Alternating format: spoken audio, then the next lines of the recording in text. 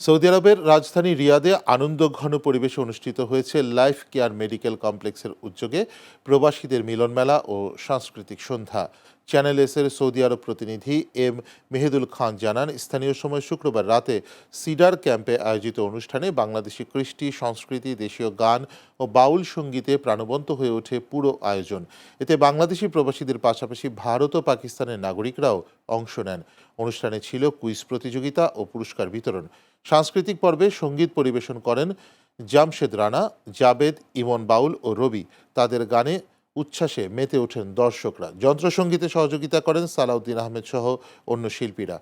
প্রবাস জীবনের কর্মব্যস্ততার মাঝে এমন আয়োজনকে আনন্দ ও স্বস্তির উপলক্ষ হিসেবে দেখছেন অংশগ্রহণকারীরা। অনুষ্ঠানে সহযোগিতা করে রিয়াদ বাংলাদেশ থিয়েটার।